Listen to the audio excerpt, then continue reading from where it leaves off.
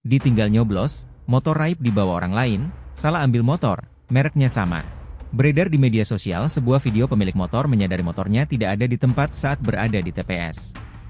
Peristiwa tersebut terjadi di halaman TPS 24, Kelurahan Tuban, Kuta, Badung, pada Rabu, 27 November 2024. Pemilik motor itu seorang ibu-ibu bernama Ninyo Manwati yang sedang mengikuti pesta demokrasi di Bali.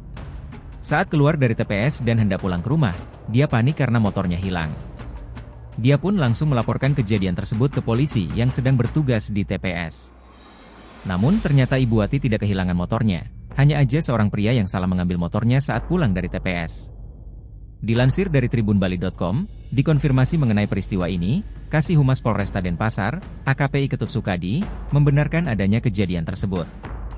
Kronologinya Ninyo Manwati warga Kelurahan Tuban, Kecamatan Kuta, cemas saat ditinggal nyoblos motor Honda Beat yang parkir di areal halaman TPS 24 Kelurahan Tuban, SD 03 Tuban, raib, ujar AKP Sukadi, Rabu 27 November 2024. Ia menambahkan, atas kejadian itu korban melapor kepada petugas kepolisian, yakni Aibtu Edeltrudis Eanoko yang kebetulan tengah berjaga di lokasi TPS tersebut.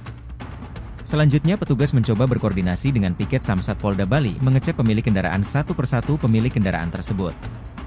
Diperoleh identitas pemilik kendaraan yang berada di sekitar lokasi kejadian, benar saja pemilik atas nama Made Tama baru sadar kendaraannya berbeda setelah dihubungi petugas.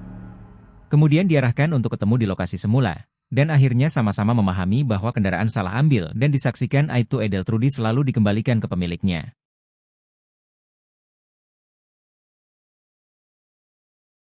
Download Tribun X sekarang, menghadirkan lokal menjadi Indonesia.